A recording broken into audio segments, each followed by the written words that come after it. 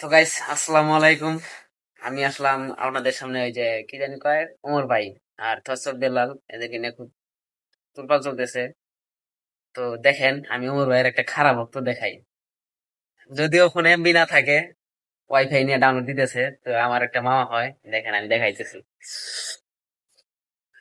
এই দেখেন,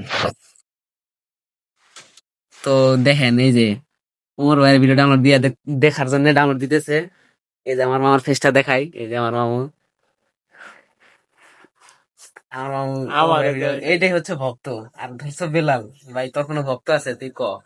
তোর ভিডিও কেউ ডাউনলোড দিয়ে দেখে? আমারটাও দেখাই 30-35 মিনিটের ভিডিও, 40 মিনিটের ভিডিও ডাউনলোড দিয়ে দেখতে। আর তোর 2 সেকেন্ড, 20 সেকেন্ডের 5 সেকেন্ডের ভিডিও কেউ ডাউনলোড দিয়ে দেখে রে? তুই এত বড়, তুই নিজের বাপ মনে করস, তুই ফেসবুকে এসে আবার বলস যে আমি ফেসবুক জগতে সবারই বাপ। তুই তো কথায় বলা শিখস নাই রে, আমিও ডাউনলোড কথা বলতে দিতেছি। যাস।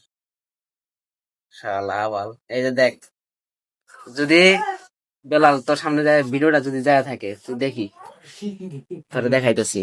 এই যে আরেকজন ডাউনলোডের ভক্ত, এই যে দেখ, এই যে এই যে ডাউনলোড চলতেছে, দেখছস? শালা বাল। আর ওই ওই ওই ফেসবুকে এসব কি বলে যে আমি ফেসবুকের বাপ, আবার ওমর ভাইরে চ্যালেঞ্জ দেয়। শালা বাল চালা।